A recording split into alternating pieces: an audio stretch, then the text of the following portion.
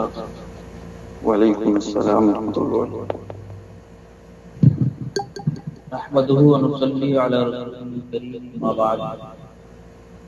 أعوذ بالله من الشيطان الرجيم بسم الله الرحمن الرحيم إن الله وملائكته يصلون على النبي يا أيها الذين آمنوا صلوا عليه وسلموا تسليما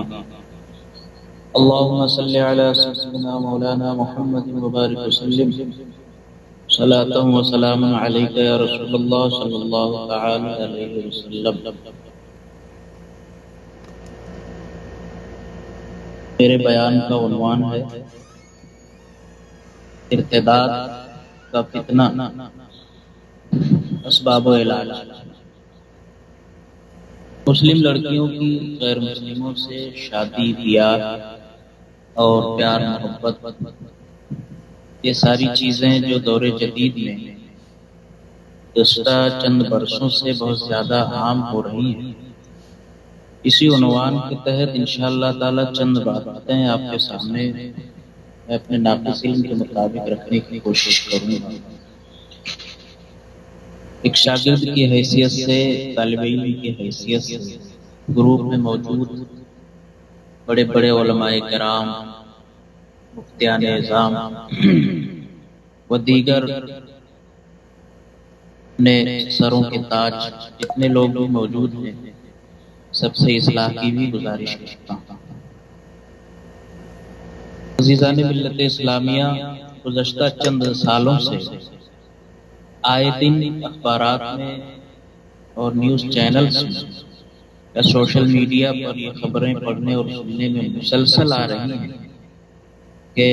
فلاں لڑکی اپنے ایک پہچان والے کے ساتھ گھر سے نکل کر بھاگ گئی، بلکہ ایسا بھی ہوا ہے، ایسی بھی خبریں آ رہی ہیں کہ نہ صرف یہ کہ وہ نکل گئی، اس نے شادی بھی کر لیا اور اس نے اپنا دھرم، دین، مذہب بھی تبدیل کر لیا۔ معاملہ اس قدر آگے بڑھ گیا ہے کہ مسلم لڑکیاں اپنے غیر مسلم عاشق یا دوست کے ساتھ نکل جا رہی ہیں اور اپنا دین و ایمان اور ضمیر و حیا بیچ کر اپنے خاندان، اپنے سماج اور معاشرے پر بدنامی کا ایک داغ لگا رہی ہیں۔ پورا معاشرہ بدنام ہو رہا ہے۔ پہلے اس طرح کے کم واقعات سننے میں آتے تھے، لیکن ادھر چند سالوں سے اس کی تعداد بڑھتی جا رہی ہے۔ بے حیائی کا راستہ تو ہے ہی ہے، ساتھ ہی ساتھ اس کا جو انجام ہے وہ ارتداد ہے کہ پہلے تو عاشقی کے نام پر، دوستی کے نام پر، محبت کے نام پر، پیار کے نام پر یہ سلسلہ شروع ہوتا ہے، آگے بڑھتا ہے، مگر اس کا جو انجام ہے وہ انجام یہ ہے کہ لاسٹ میں وہ لڑکی اپنا دین، دھرم، مذہب سب کچھ بدل چکی ہوتی ہے۔ ٹائمز آف انڈیا کے مطابق، سروے کے مطابق گزشتہ 3 سالوں میں 40,000 سے زائد مسلم لڑکیوں نے غیر مسلموں سے شادی رچی۔ ابھی میرے پاس آج یہ نیوز آئی ہے کہ ممبئی میں اگلے 1 مہینے کے اندر، میں وہ نیوز جو ہے پھر سے دیکھنے کلیئر کر لوں، ابھی حالیہ مطلب آج ہی وہ کسی نے پوسٹ کیا ہے، اللہ کی پناہ، اور یہ سلسلہ ایسا ہے کہ بڑھتا ہی جا رہا ہے اور رکنے کا نام نہیں لے رہا ہے، اور ہم سب کی جو بے حسی ہے یا ہماری جو خاموشی ہے، ہم سب برابر کے اس میں شریک ہیں۔ لکھا ہے کہ مہاراشٹرا سے صرف 19 لڑکیاں اگلے مہینے میں غیر مسلم لڑکوں سے شادی کرنے جا رہی ہیں۔ یہ ابھی نیوز ہے۔ خیر،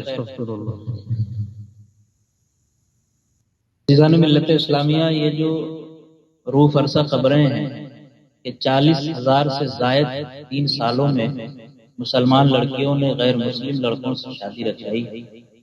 اور یہ سلسلہ بڑھتا ہی جا رہا ہے۔ اس سے زیادہ افسوسناک یہ خبر یہ بھی ہے کہ حیدرآباد کی ایک اعلیٰ تعلیم یافتہ اچھی شکل و صورت کی مالک خوبصورت اور دولت مند باپ کی 24 سالہ بیٹی نے ایک موچی ذات کے 40 سالہ ہندو سے اس نے شادی کی، اور اس پر بھی تعجب ہے۔ ساتھ ہی ساتھ جب اس شادی کو رسمی شکل دینے کی بات آئی تو اس تقریب میں اس لڑکی کا نام نہاد مسلم باپ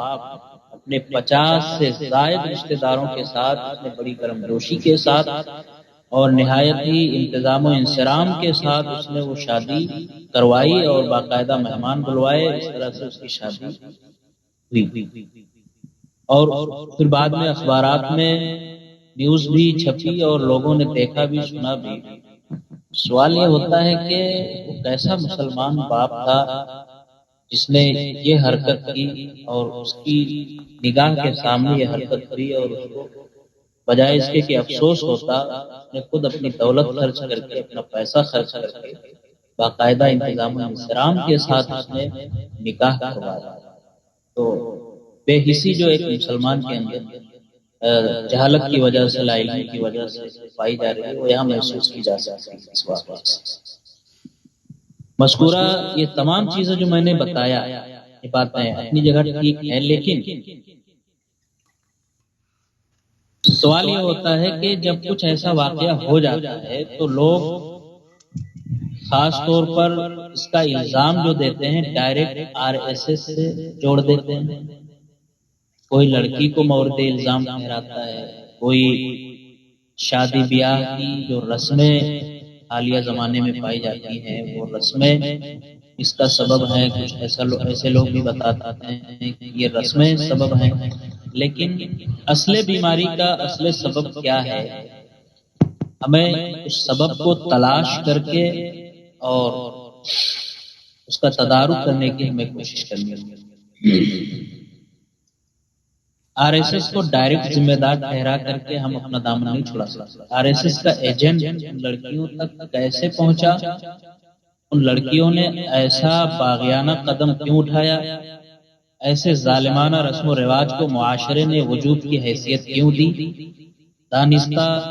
جانے یا انجانے میں سارے لوگ ان وجوہات سے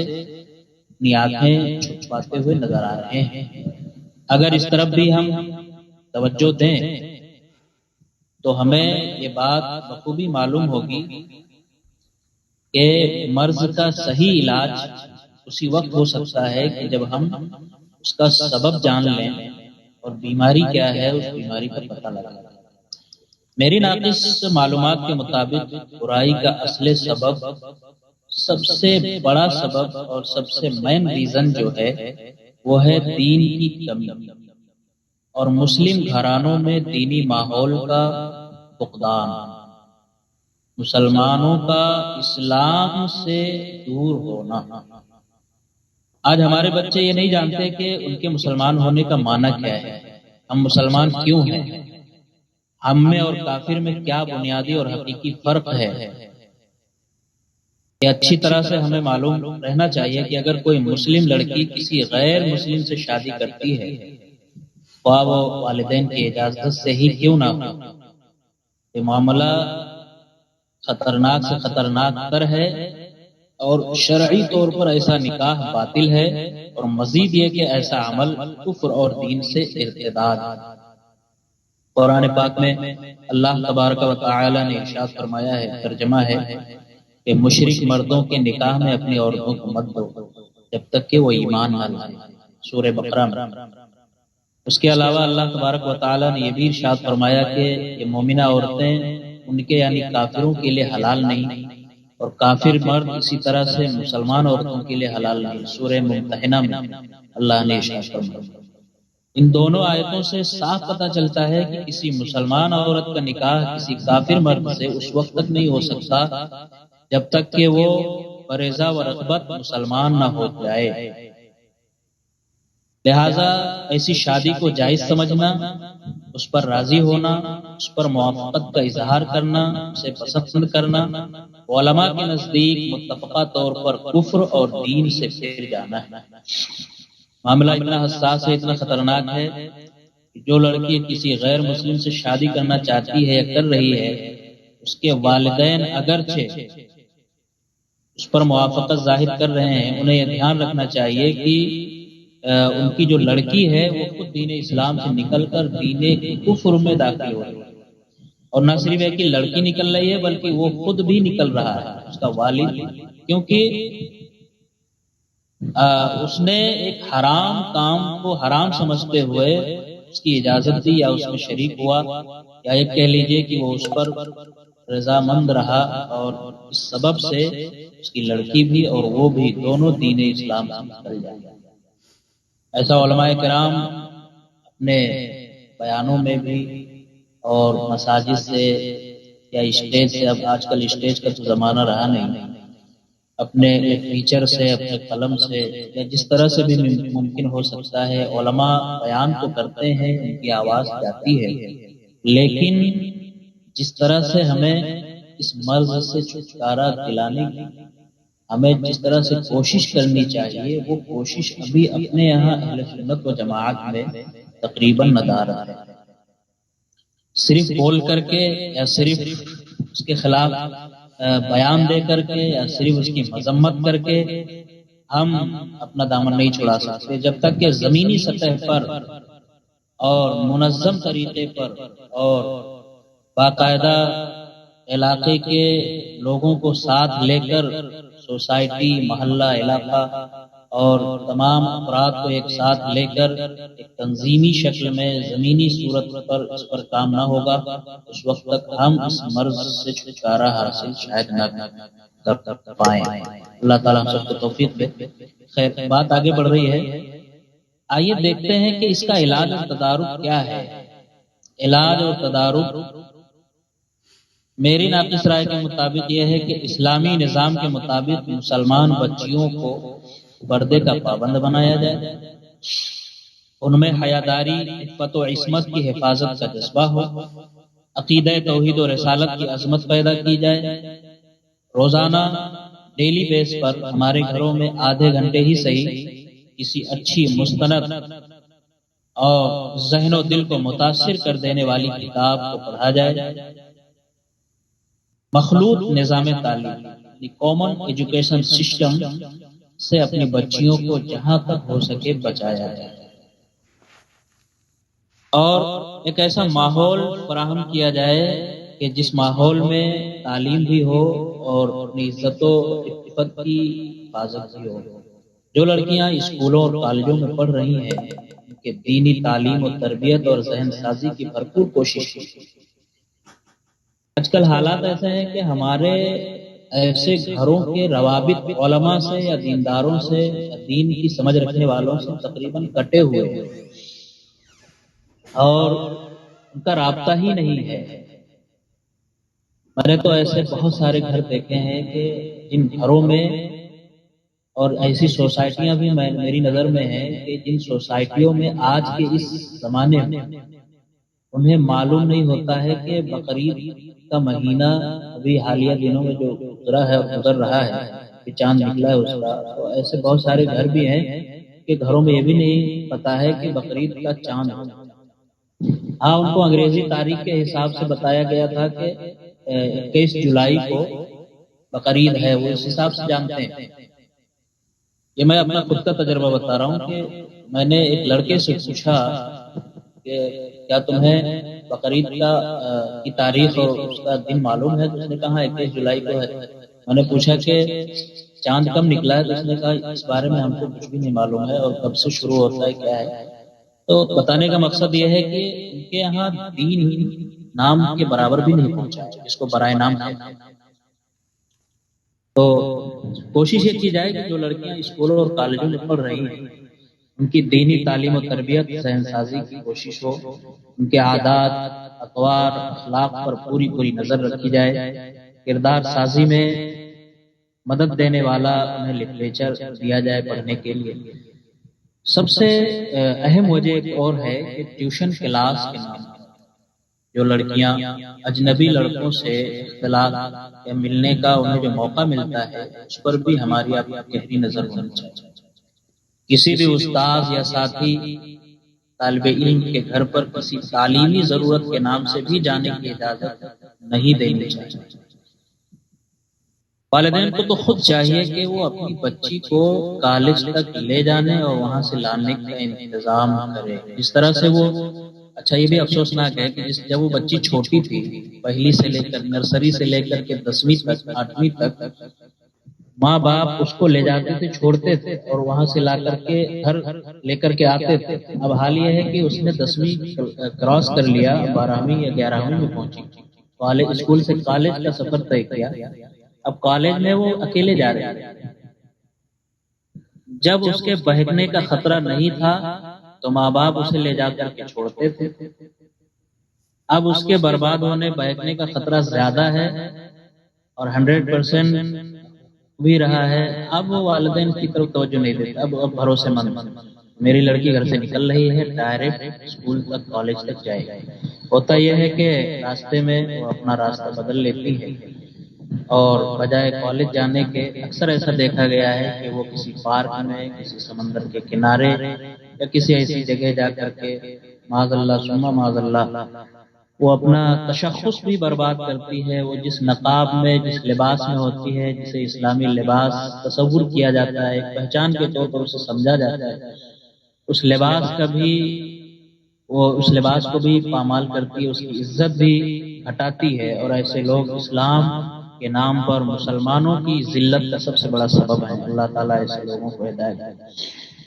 ٹیوشن کے نام پر، کالج کے نام پر، اسکول کے نام پر ہم اپنے گھروں سے اپنی بچیوں کو بھیجیں تو ہماری پوری نگاہ ہونی چاہیے۔ اس کے بعد ایک اور سبب ہے اینڈرائڈ موبائل فون، بائک،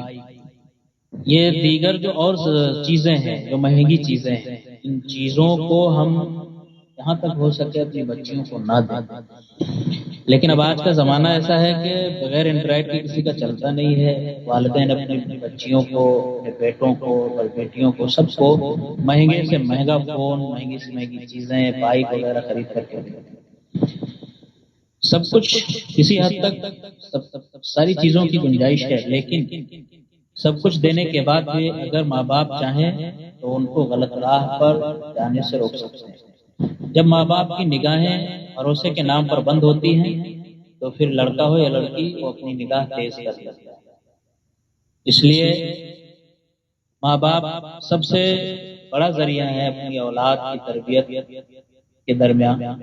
اور اپنی اولاد کو صحیح راستے پہ لانے کے لیے ماں باپ سب سے بڑا ذریعہ ہے، انہیں سب سے زیادہ دھیان رکھنے کی ضرورت ہے۔ اور ایک چیز اور ہے جو ہم یہاں ٹویٹر کے واسطے سے اپنے تمام مسلمان بھائیوں سے، بہنوں سے کہہ سکتا ہوں میں کہ غیر مسلم لڑکیوں سے بھی اپنی بچیوں کی دوستی سے ہمیں منع کرنا چاہیے۔ صرف لڑکوں نہیں بلکہ لڑکیوں کی دوستی سے۔ اب مسئلہ یہ ہے کہ ایسی ایسی سوسائٹیاں ہیں، ایسے ایسے گھر ہیں، ایسے علاقے ہیں جہاں مخلوط بستیاں ہیں، مسلمان بھی ہیں، ہندو بھی ہیں، نان مسلم بھی ہیں۔ اب وہاں ظاہر ہے کہ رہنے سہنے کی وجہ سے آپس میں ایک دوسرے سے ملاقات بھی ہوتی ہے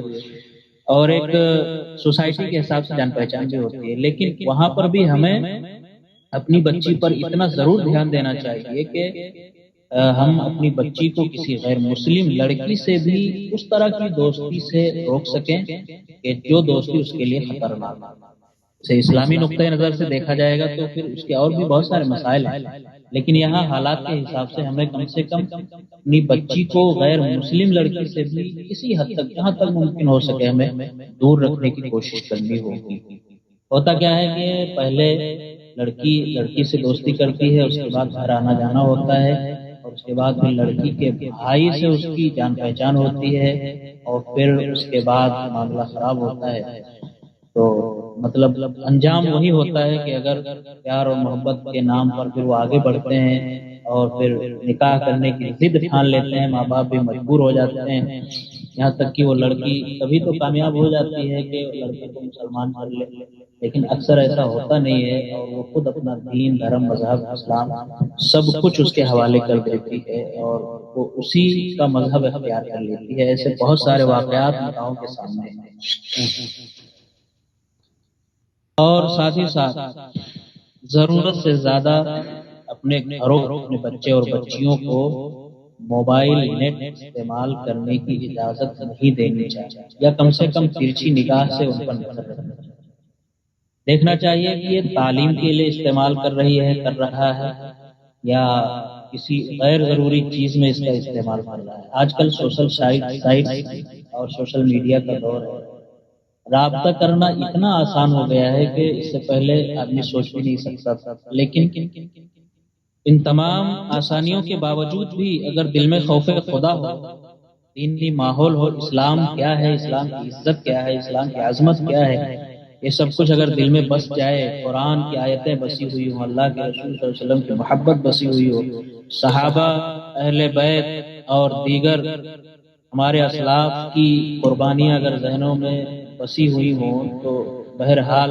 تمام آسانیوں کے باوجود بھی ہمارا نوجوان یا ہماری نوجوان بچیاں غلط راہ پر قدم رکھنے سے 100 مرتبہ سوچنے کی کوشش کریں گے۔ تو سب سے زیادہ ضروری جو چیز ہے، اور سب سے شروع میں نے بتایا تھا کہ احتیاط و تدابیر اپنی جگہ، لیکن دین سے اپنے نوجوانوں کو جوڑا جائے، دین کی اہمیت بتائی جائے، دین کیا ہے، اسلام کیا ہے، یہ سمجھایا جائے، اور یہ بھی بتایا جائے کہ اسلام اتنی آسانی سے جتنا ہم سمجھتے ہیں یہ ہم تک نہیں پہنچا ہے۔ بے شمار لوگوں نے قربانیاں دی ہیں، محنتیں کی ہیں، مشقتیں کی ہیں، دن رات محنتیں کی ہیں، مشقتیں کی ہیں، تب جا کر کے یہ اسلام ہم تک پہنچا ہے۔ اور یہ بھی بتایا جائے کہ اسلام پر چلنے والا، اسلام پر عمل کرنے والا، یہی حقیقت میں اصل میں جنت کا حقدار ہے۔ آج کل ایک بہت زیادہ ورغلانے والا ایک میسج یہ بھی دیا جاتا ہے کہ اچھے کام کرتے رہو اور اس کے بعد آخرت کا کوئی تصور نہیں ہے، اچھے کام کرتے رہو تو وہاں جا کر اچھا ہی ملے گا، اور عقائد سے لوگوں کو دور کیا جا رہا ہے۔ یعنی اسلام ایز اے اسلام جو دھرم ہے، مذہب ہے، اس سے ہٹا کر لوگوں کو ایک گڈ ڈیڈز کی طرف پھیرا جا رہا ہے کہ سب کچھ جو کچھ بھی ہے وہ اچھے کام ہے۔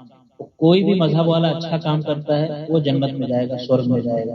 ایسے عقائد بھی پھیلائے جا رہے ہیں، اور ایسے عقائد سے بھی ہمیں لوگوں کو آگاہ کرنا ہے کہ حقیقت میں اچھا کام وہی اللہ کی بارگاہ میں مقبول ہے، اور کرنے والا وہی مقبول ہے جو مسلمان ہو، اسلام کو جانتا ہو اور اللہ و رسول کی گواہی دیتا ہو۔ اس کے علاوہ کسی اور مذہب کا کتنا بھی اچھا کام کرتا ہو، اگر بہرحال اس کا عقیدہ درست نہیں، اس کا دین دھرم درست نہیں، اس وجہ سے وہ جنت کا حقدار نہیں ہے۔ اس حوالے سے بھی ہمیں بات کرنے کی کوشش کرنی چاہیے۔ بہت سارے جو یونیورسٹیز اور کالجز میں پڑھنے والے بچے اور بچیاں ہوتے ہیں، ان کے ذہن میں یہ بات بیٹھی ہوئی ہوتی ہے کہ سامنے والا اگر اچھے اخلاق والا ہے اور اچھا کام کرتا ہے، وہ کسی بھی مذہب سے ہو، ہم اس سے دوستی بھی کر سکتے ہیں، ہم اس کو اپنا بھی سکتے ہیں، اور ہم اس سے نکاح بھی کر سکتے ہیں۔ وہ بھی انسان ہے، ہیومن ہے، اور